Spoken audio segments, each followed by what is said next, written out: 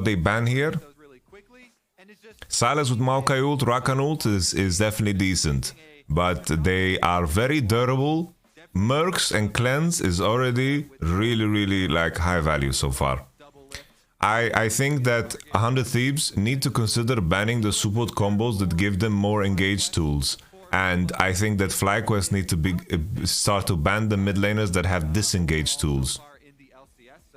This is definitely a good Xayah Rakan game for sure, especially if you're banning Champs 4-5.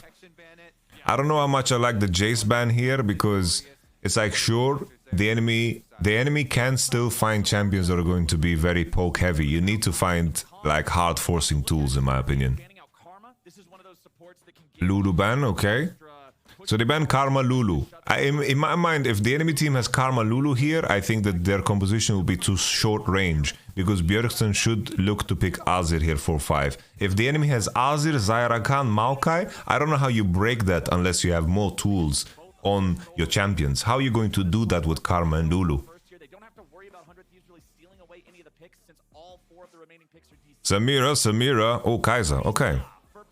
So already we know they're going to commit to these to all-in supports, right?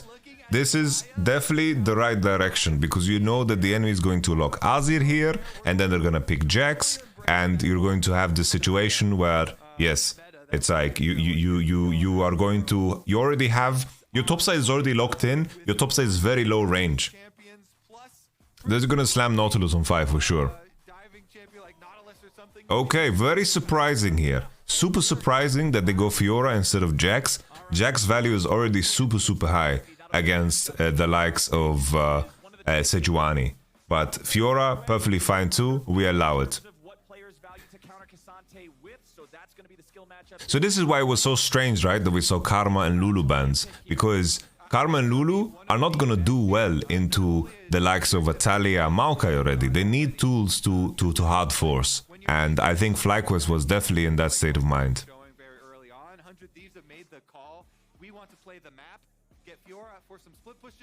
Have to say here, blue side draft looks so much easier to play. Much easier to play.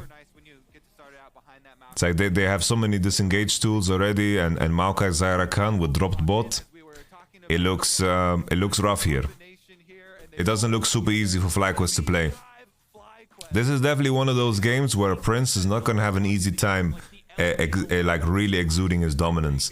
Very lucky here for 100 Thieves that on this patch they get to play the blue side, because as you can see, right, the Ashe Caitlyn out, Lucian out makes the bot lane a lot more experimental.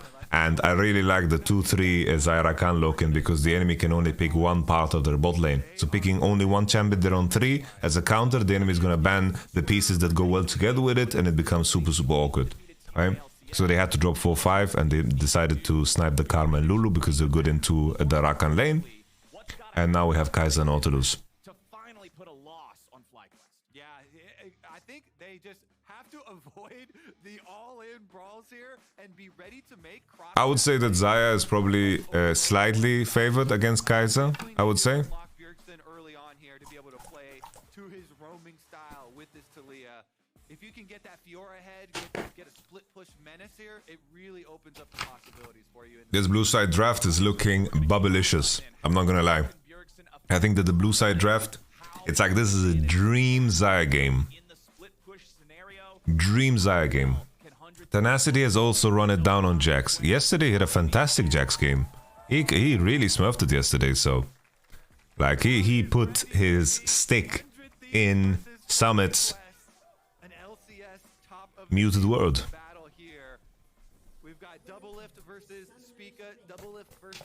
Dream Xayah game. Dream Xayah game, guys. Dream Xayah game. I would say, without nameplates, I would say blue side is favored here. I think that, you know, all in all, red side definitely has a trickier composition to execute here. The main thing for red side though, right, the big advantage they have, I think, looking at their comp, is just how powerful they are on level 6. It's like Rift Herald fights, Drake fights, before items begin to kick in, and 100 Thieves, it's like, if 100 Thieves are mindful enough to potentially give up the first Rift Herald to not put themselves in a situation where Sylas, Sejuani, and K'Sante can pop off. I think this is going to be crucial. I think if 100 Thieves take it easy and they look for that 2-item power spike, I think that they are going to look super, super strong and crispy. Before that, danger. Good play here from Impact to just mark for his homie. Wow, okay. Tenacity is really putting the Doran Shield to work. Passive, but Spica's gonna finish off the red buff before joining. I like the fact that Tenacity wanted to go for this and harass the Sejuani early at level 1, but I like even more that Impact was ready for it. Yeah, Impact likes it a lot because he's got a 3. You know, I think it's like you talk about Fly's roster building, but they just picked up some really strong performers, no? It's like Impact is the NA top GOAT. Spica was really good on TSM, even when they were losing, in my opinion. Vikla, it was a talent that people had eyes on, and Prince was like the second best AD in Spring Split, in Summer Split in Korea. Like, they just slammed like some really strong players. There was not that much intent beyond that, in my opinion, and they were very lucky to get Song. So I think that the roster building was fantastic, and it ended up in a really good spot. Ooh, he dodged the ward here, Spica. I think Winsome has not been playing super, super well. Interesting here that they mirror that. Oh, they actually spotted Spica on the ward, it seems. It's less so roster building, it's more like how did they piece this together? That's like the main question, because the roster building is pretty it's pretty cookie cutter. Like, let's just fucking slam some insane players, right? They did see him, yeah, on the ward. Okay. Okay, we'll have a little 50-50 action, but Closer's healthier. Doesn't have lethal here on the blue. Closer can just play time. Sylas is moving, so they're just playing with the prior K'Sante has. Oh, Busio is just dead. Damn. This is just player gap. Comp gap doesn't matter in North America. Damn. So Sejuani took the blue. Sylas hovered. K'Sante hovered. Really well played here by Spica to, like, even in the case where the blue was deleased, right? He is making Maokai spend time. And Maokai spending time not clearing gives Spica room to sync his timer together with his topside. Let's look at this again. Was the heal just late? They get level 3 here on the wave, it seems. I think after this melee, level 3 and then a hook. It's just a clean hit. Ooh, Tenak! Tenacity. That is huge. Very big. Some countermeasure. He just generated, you know, some spark in this game that definitely covers up for Busio's mistake. Tenacity. Solo bolo. Alright. Top die, guys. Yo, Tenacity has been slapping up some Korean tops this weekend. Respect, dude. Ooh, rewind that tape. Impact dying here is huge. Look at his wave. Look at Impact's wave. Davy wavy. This wave is slow pushing into Tenacity. Don't push it, baby. Keep the freeze. Thin it out. Base. Enjoy the wealth. Health is wealth, Tenacity. Very interesting angle here from Maokai, right? Because his bot side camps are respawning, and all in all, like, really well played from Tenacity. Look at that, man. Bro, his screen is a fucking flashbang, but respect, man. This, bro, like, the screen was as bright as Tenacity's future, man. Luminosity Gaming, indeed. We have a base advantage on mid. Bjergsen didn't base yet. Vikla is very strong in this spot. Maokai with a Giant's Belt base will hover behind his bottom side. Very good syncing here from Closer. Like, this performance here from Closer is very owner-esque. Sometimes Rakant. Mitch, you wanna hop on the collar, man? Fucking comedian. love you, Mitch. Get sad or get sleepy. Or when you get I have shit headset perma buzzing. Did you pour some beer into the head cup? Sleep this one off. We'll try. Yeah, here Vikla is leveraging the fact like Bjergsen is not getting a base timer. I don't know why Bjergsen is refusing to base. Like Bjergsen, very awkward here. Like he has no item. He's sitting on enough money to fund like my retirement, but he just should spend that on gold. Like he should spend that gold on items. Like this entire time, Vikla has had full control over the last 2 minutes because of this base advantage. Somehow, some miracle, Vikla got a base advantage on mid and he didn't use TP. I don't know how good Vikla is. Like Vikla had prio against Taliyah, hovered to the Sejuani that was invading, and then managed to come back into mid, get a base advantage. I don't know what Bjergsen is doing. I don't know what Bjergsen is doing. I don't have the pro view, but something ain't right. I'm telling you that much. Vikla is keeping TP advantage. I don't know what Bjergsen is up to, man. Sylas with prio and then also with base advantage, securing the Drake for his team. Bro, that is rough. That is not a good look. Let's see if 100 Thieves can still, you know, beat FlyQuest like they've beaten everyone else through the sheer force of fundamentals and the talent of tenacity. That is the main question for me. Speaker's basing on 52, he should be very close to 6. Closer should be very far from 6.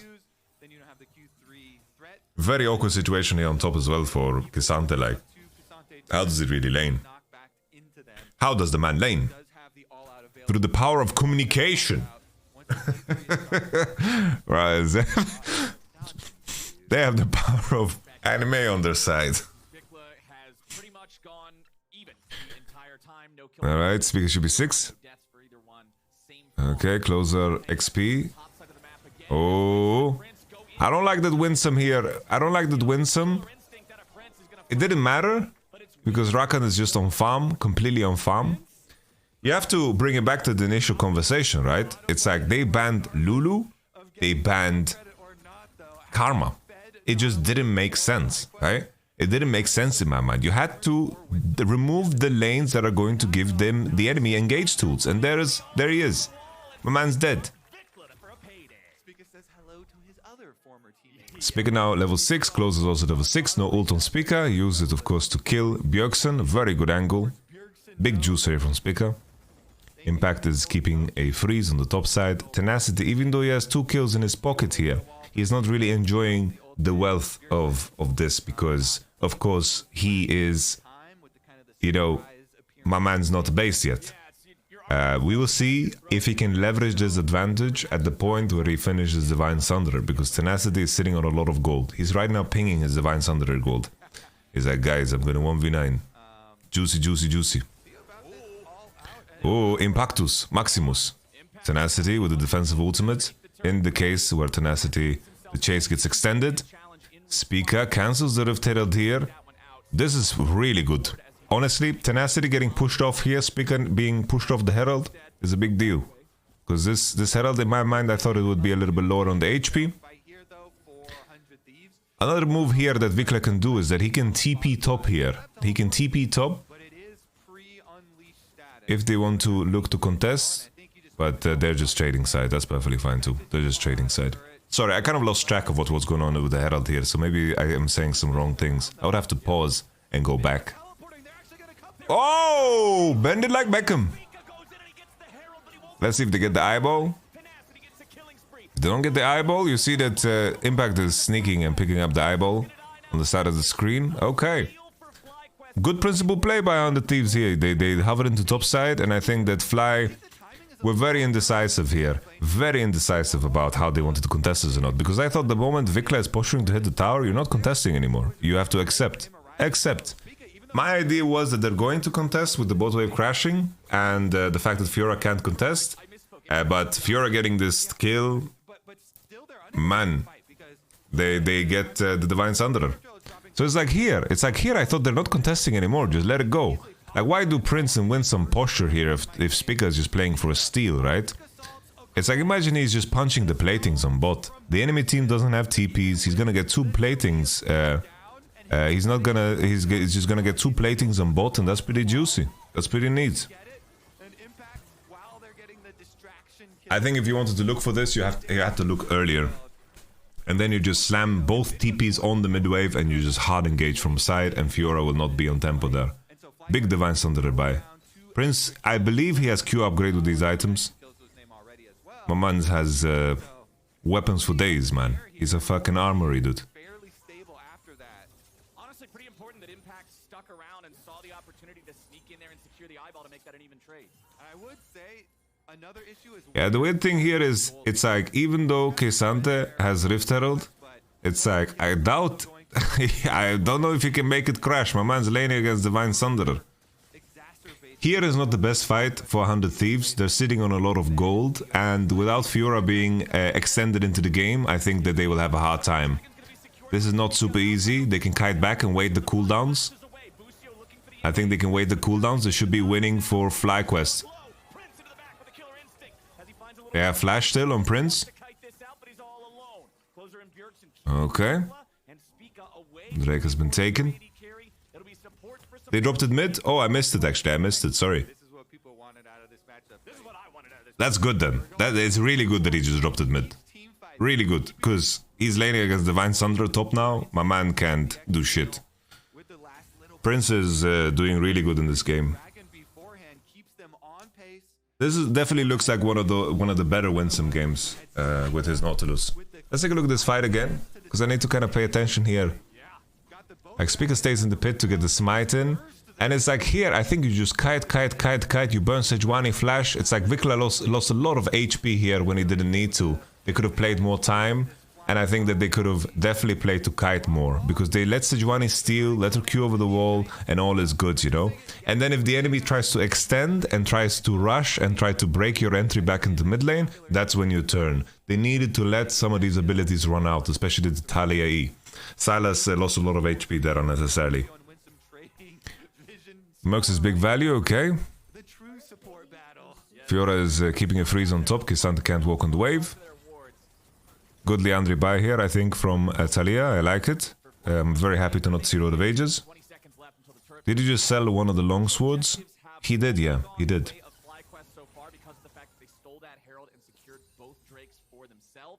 Really nice pink ward line here on bottom side. Very common, I'm sure that Song has the influence on his team like this, is that even though there's been a big discussion about pinks and how they fuck up and stifle your build, I think there's a lot of truth to that. But the most useful way you can use pinks is when you're preparing for big objectives, bring a pink. Because putting a pink in a bush can be game changing. You deny the enemy vision and you create your own vision. And it can be game changing if you have vision in bush over not, because of course if you're sitting in the bush you become a lot larger because you are not spotted by the enemy, your range increases, and you get the initiative on the first ability. It's such a big deal. It can cover flanks, it can cover so much, and you can see that walking into that Drake fight, FlyQuest was preparing a lot of pink wards. You lose your evolution if you buy items and then sell at refund. You can't. You lose your evolution. Let's see if Tenacity... It all comes down to how valuable his W will be here. The Divine Thunderer is getting a lot of value here. Oh, the stuns are landing. The W parry value was not so high. And that's a shutdown. Huge gank. She wasn't freezing, she just kind of pushed the enemy out of lane. And it's not super easy, like if K'Sante's on the turret, she can definitely, you know, he can definitely fight back onto the turret. Which draft we like better? I'm slightly leaning towards blue side. I think Talia, Zyra, Khan into a composition that wants to hard engage into you, they can definitely like have a lot of value. And they need to go through this Maokai, a lot of tools. But I think 100 Thieves will become a lot stronger on 2 core. I think the early like skirmishes that occurred were definitely FlyQuest favored when you think about Rift Herald and Drake. But now things are going to begin to equalize. The main issue here is that a lot of concentrated gold in the pockets of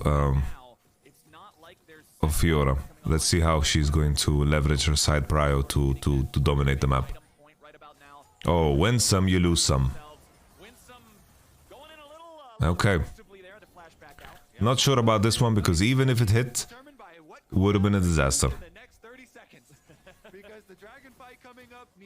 I think Suipo, they have nerfed that. I think that doesn't work, as far as I know. But 30 seconds away shouldn't be enough time for Nautilus ult to come back up. And 100 Thieves did get the Herald in the meantime. You can see that in Closer's inventory right now. Yeah, I'm not, as you guys know already, I'm not a big fan of Road of Ages on Sylas. Even though, like, the argument for it, right? I always start with the argument for it because a lot of people buy it, is his skill points are very good. The Catalyst buy in lane is super strong.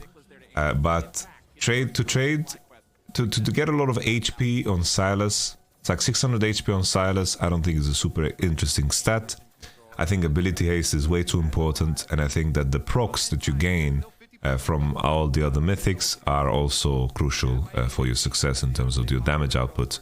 But you know, Road of Ages, the points that you can put for Vikla. Oh, look at Spica's flank. How did he end up here? I'm talking about Road of Ages and he's just behind him, like he's making his best Canyon impression. Kai'Sa's low HP, but she has ult and heal and flash. Let's see how Prince plays this. He's taking it easy. Very stone cold here. Knock up. Oh, there's the Rakan with the Rakan ult. I mean, the Sylas with the Rakan ult is what I was trying to say. Prince is still alive, holding. He Ard. Okay, Bjergsen doing his absolute best here. Bjergsen did a lot of damage in this fight, honestly. He did a lot of damage in this fight. Very hard to break Talia's position. When the Sejuani ult is used and Nautilus ult is on cooldown, it is definitely a tough one. But you can see here that even though FlyQuest got a really good teamfight start, the composition of 100 Thieves could definitely fight back. Let's take a look at this again, how it happened. The fact that Spica comes from behind here and he snuck in through the Tribush bot, I imagine. The TP comes in and then you see the position here for Doublelift is just impossible, right? It's like Kai'Sa wants to kite backwards, but she has... actually, Doublelift is surviving so long. I thought he would just get snapped in half, but Doublelift ultimate was just too huge. Doublelift ultimate was really, really good here.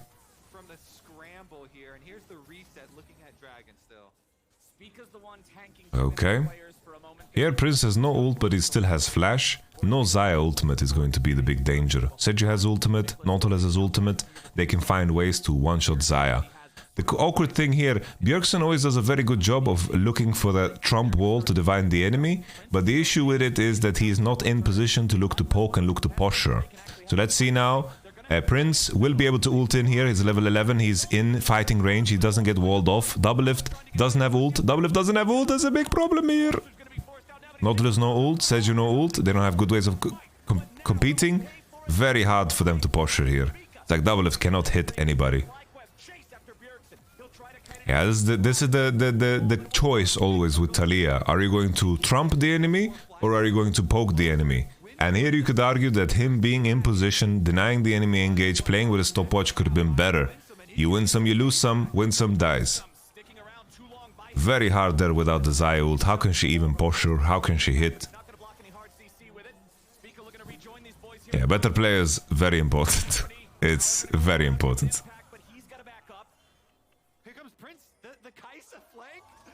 Oh, he has ult. Boom. Doublelift has ult too. But Doublelift has no flash, he's gonna die here. Prince is enjoying himself, man. Oh, nice flash there. He flashed. I'm pretty sure Prince the type of player to not flash. The type of player to not flash if it wasn't for the damn Vital being on his right side. Because he had to flash because the Vital spawned on Kai'Sa's right side. Yeah, this is definitely a player gap, and I think after this fight, the gold is just way too heavy in FlyQuest's favor. 100 Thieves' chances of winning has gone now to like 5%. It's impossible.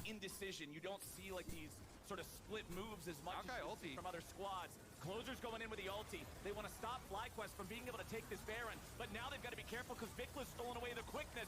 Prince is already unstoppable. It's 2 dead and 1's the jungle. Nice. Baron is free. They're too good, Clayton. They're too good. FlyQuest rule the LCS.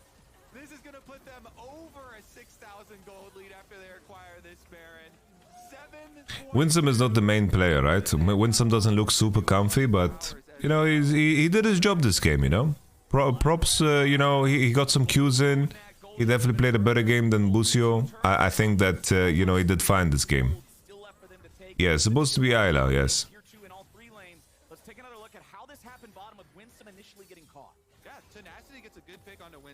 Kai'Sa just... Look, Kai'Sa's chilling. She's collecting the mid turret and then she's walking to the bot fight. Oh, she doesn't even... Yeah, she collects the mid turret.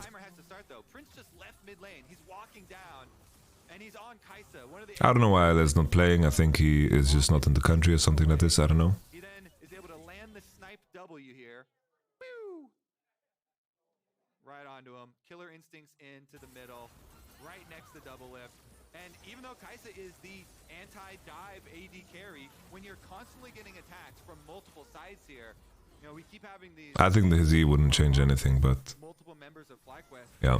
threatening different angles, and they still are able to make the collapse. They still take him down. Prince and Vikla, man. Yeah, Prince is casually 1v9ing on Kai'Sa. So cool too, the stories and the respect here from Prince. We've had multiple... Yeah, FlyQuest definitely could do a perfect split. I think the only team that could maybe do something is C9. But C9, sometimes they are too smart for their own good, I think. They are chilling really hard with their draft. But C9 are very good at choosing fights and punishing noobs. Spica is playing super good too, honestly. Like, Spica and Blabber have been fantastic, I think. Really well. I really like Spica. Spica is one of the you know, the NA natives that I've looked at as a player to import. It's like Blabber and Spica have definitely been there of players that I've considered bringing to Europe when I've been in off seasons. Really strong players, I think. Oh, double lift. It's a little woofy.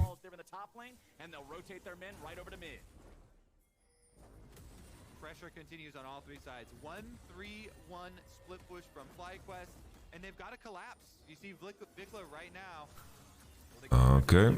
He sidesteps the Sejuani ulti, holds his own ult, knowing he can walk. Who did the 100 Thieves lose to? C9, I believe. I could be wrong. He does not win these in the 1v1. He has to flash over the wolf wall to stay alive. Nice job by Tenacity, forcing the FlyQuest mid laner away. Oh, they also CLG. Wow, I completely lost that. I thought they lost to C9. Okay, did they lose to C9? Why did he go Phantom Dancer third? I think he went Phantom Dancer before Navori to get the E upgrade. Even though, guys, like, Phantom Dancer is an incredibly powerful item. I don't like how much people are underestimating the power of Phantom Dancer on 31.B after the AD carry changes. Phantom Dancer is insanely strong, guys.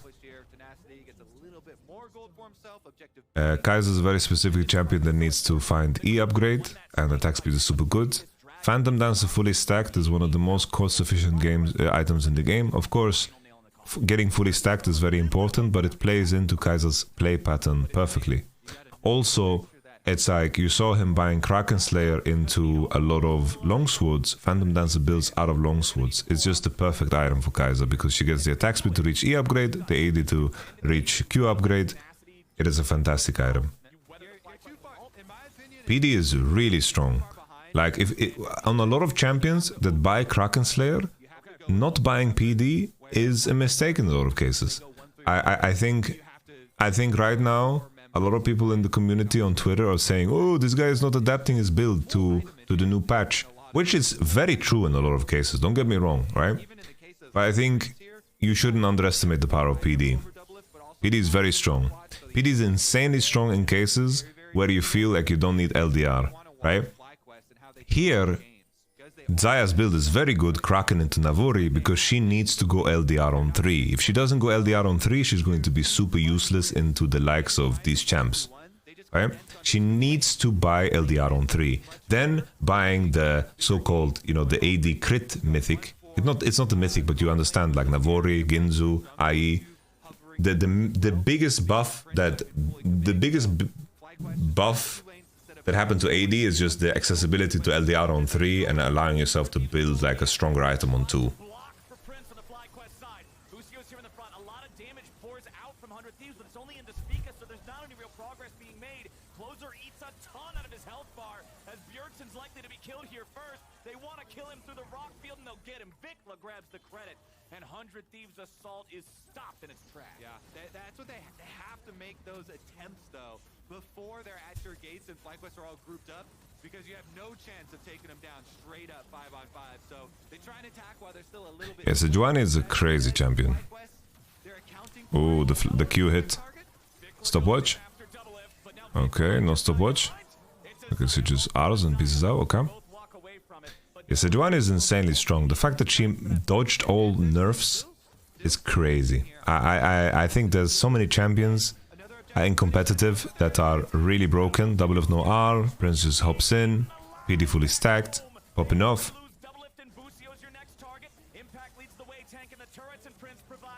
Yeah. Honestly, Prince masterclass, dude. It's like the man is playing fantastic. I think just... Yeah, this is the first time I saw him in my screen.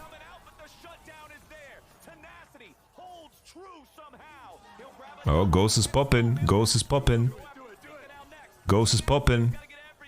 Ghost is a popping. Wait, did Sejuani just get randomly passive? Oh, never mind. She has blue smite. He's sprinting through the bushes. Okay. Okay. Is Fly the best team in the West? I think they should be in that conversation. I think G2 FlyQuest look the sharpest. But... yeah, it's like the main thing for me is... I think Impact is great, but I think that the fact that he's not willing to play some of the champions is definitely like a weakness. I would love to see like Impact get photoned.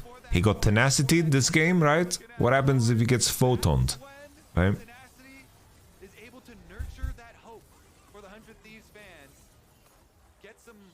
Fit Prince is best Western AD. Yeah, he's the best Western AD. From a 10,000 gold deficit to a 5,000 gold deficit, they aren't done. Never give up hope, Flowers. It's always winnable. Always hit no on that surrender vote. Really dank based Kai'Sa GA buy. Don't care. Really good. Keep on fighting here. Tenacity. Ooh, he's got the Spear of Sojin plus an extra longsword and the stopwatch. Tenacity just got so much money.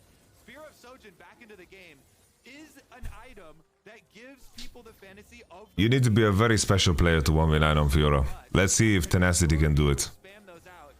And the issue is everyone's monster fed. It's like... Fiora doesn't have the juice to kill K'Sante, Sejuani. Like these champions are way too thick. Dummy thick.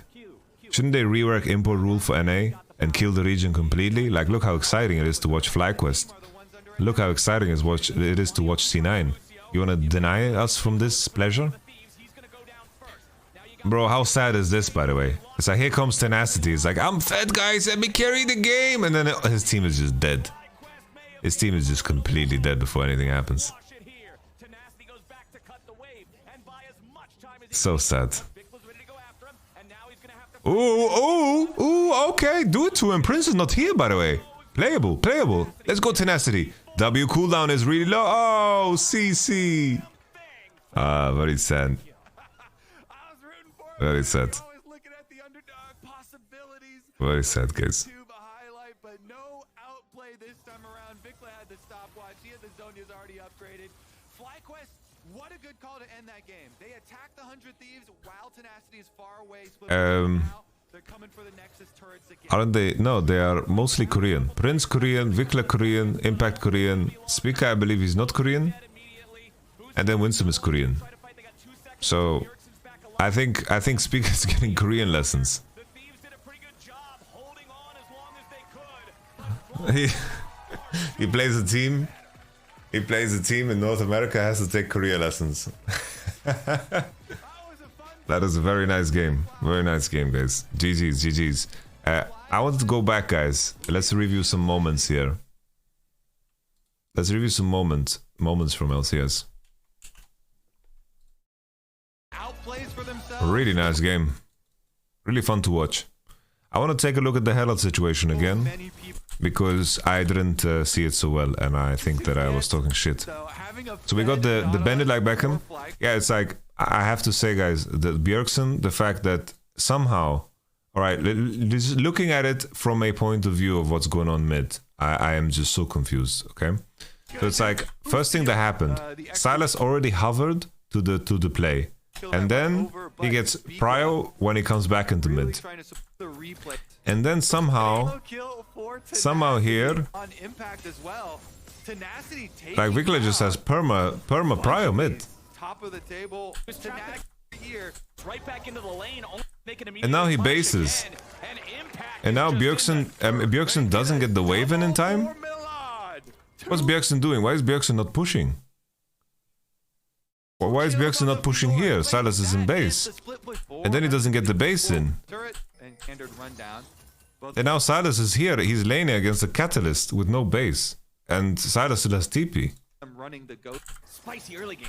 closer with just walking through. Yeah, get set. Yes, that's what the You know what? I've had enough It's for a bad today. day. And now he's like so fucked. They just lose Drake off of it. It's like here Sylas just says, yo, bro, they don't have a mid laner, by the way. He has 3 biscuits. He has low blood sugar. He hasn't eaten them. He hasn't done anything. this one off. We'll try again. It's very strange. And they will play Like obviously I don't see the preview, but it's like, I don't know, man. Take a long try to use to set up a play. and speak of And then here, this situation, right? It's like, Keisante.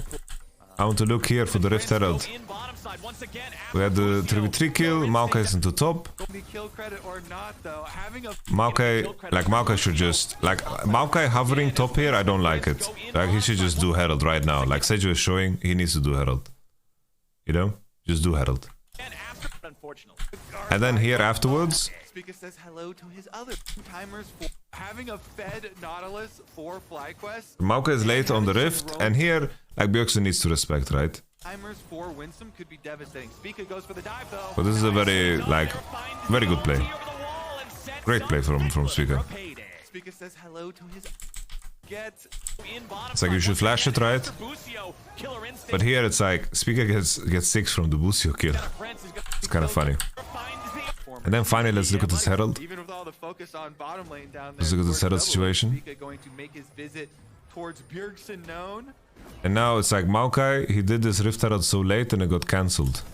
And I thought from this point, from this position, things look good. Bot lane is even. Winsome no ult. 100 Thieves bot lane has ult advantage. Vikla has TP. To get away from that, and that guy's a world champion. Definitely true. Feel about this all out and Now- power. Hold on.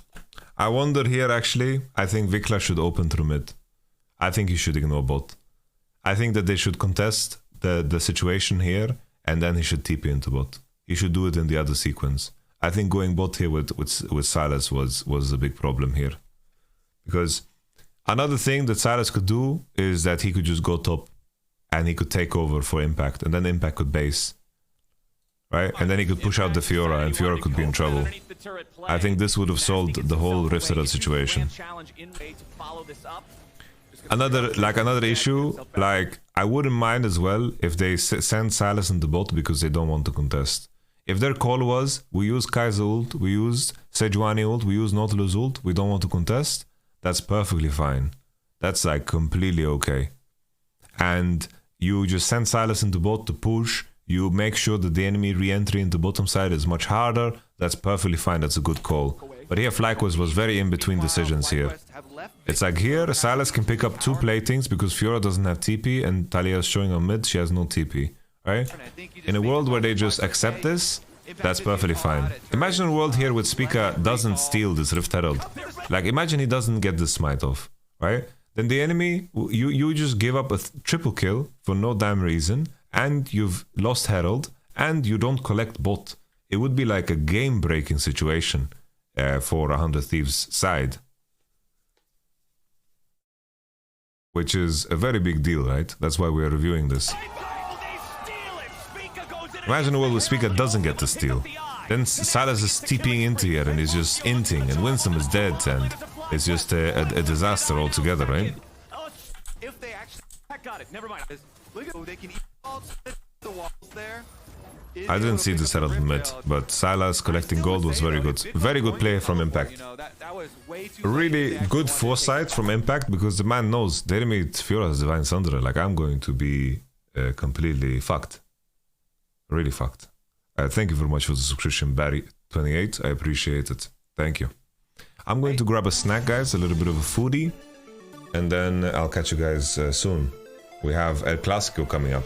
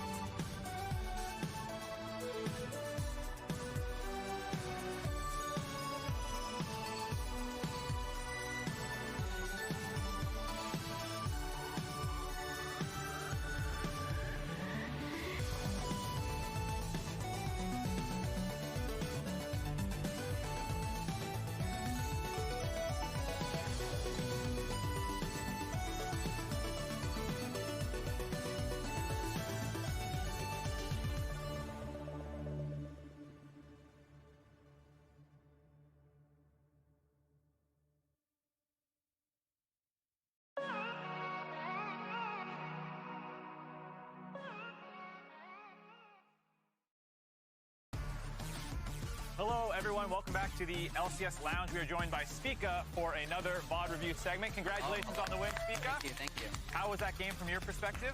You know, honestly, when we first logged in Sejuani, I was a little shaking because I remember last time I played Sejuani, I had like 30% win rate, and we lost. But I mean, I think we just win our draft. Like, all right. Speaking of draft, I actually do want to pull it up as fast as we can then, because it was a very weird draft where there was a big pinch that came in on your side with a lot of bans focused on the bot lane. Was Prince scared of double lift? No, not really, honestly. I mean, in review, we're just like, yeah, he's a Zeri one trick, just remove Zeri, and then Prince is like, just, you know, I could go 4-5, like 1-2-3, I can pick anything against double lift, and yeah, so you can see it down there. They went for the Zyra Khan in the 2-3 spot, and then they sent some more bans down there. How were you guys feeling in the draft as this kind of pinch was going on? I mean, I think we kind of knew how the draft was going to go in our draft meeting. We had some scenarios where our ball lane go 4-5 if they get pinched. But I mean, I think from how the draft went, I think it was okay. It was okay. I wouldn't say we are winning draft because their comp is pretty good. But I'm not going to say coach gap as well, you know? I always like to blame the coach. Like, oh, they gave us a crap draft. We just had to outplay him. So that's all about you guys smurfing on them. Which, yeah, of course. You had a great game, actually. I was very impressed the entire time through.